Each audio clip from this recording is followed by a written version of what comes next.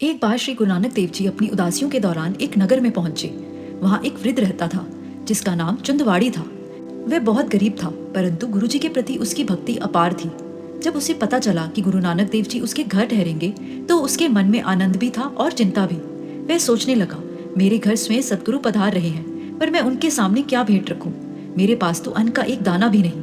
उसकी यह चिंता किसी संसारिक मान सम्मान की नहीं थी, यह शुद्ध प्रेम की चिंता थी कि गुरु के स्वागत में कोई कमी न रह जाए।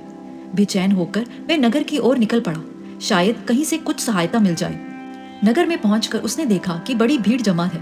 पास जाकर पता चला कि वहां कुश्ती का मुकाबला हो रहा है।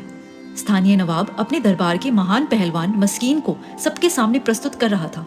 मस्कीन लंबा, बलवान और अपराजित पहलवान था। उसकी मांसपेशियां फड़क रही थी और वह गर्व से अखाड़े के बीच खड़ा था।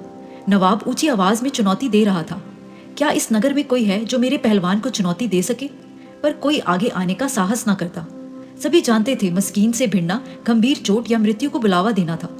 तभी घोषणा हुई कि जो मस्कीन को हरा देगा उसे 50 रुपए पुरस्कार मिलेगा।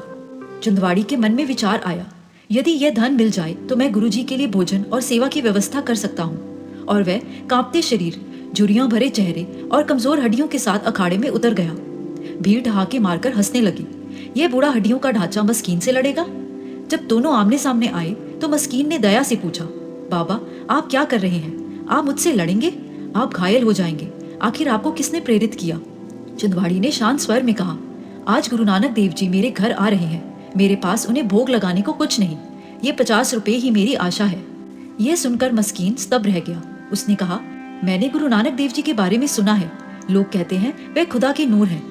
यदि मैं तुम्हें जीतने दूं तो क्या तुम मुझे उनके दर्शन करवाओगे? चंदवाड़ी ने कहा, हाँ, पर तुम्हारा क्या होगा? एक बूढ़े से हारोगे तो नवाब तुम्हें अपमानित करेगा।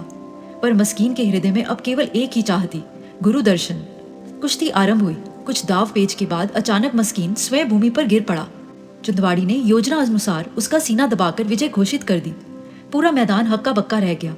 नवाब क्रोध से भर उठा, एक बूढ़े से हार, यह अपमान है। उसने मस्कीन को तुरंत अपमानित कर दरबार से निकाल दिया। मस्कीन की प्रतिष्ठा नष्ट हो गई। घर पहुंचा तो परिवार क्रोधित था। वे समझ नहीं सके कि उसने ऐसा क्यों किया। लोभ और भय में उन्होंने षड्यंत्र रचा। उसके बिस्तर के नीचे गहरा गड्ढा खोदकर उसमें नुकीले कांटे गढ़ दिए। ऊपर पत्तों से ढक दिया ताकि जैसे ही वह सोए मृत्यु हो जाए। लेकिन उसकी छोटी बेटी जो पिता से प्रेम करती थी उसे राह में मिली और सारी बात बता दी। मस्कीन अब सब कुछ हार चुका था, पर उसके भीतर अद्भुत शांति थी। जिस गुरु के लिए सब छोड़ा अब वही संभालेंगे। वह घर पहुंचा, सीधे उसी बिस्तर पर जाकर लेट गया। उसे लगा अभी बिस्तर टूटेगा और वह कांटों में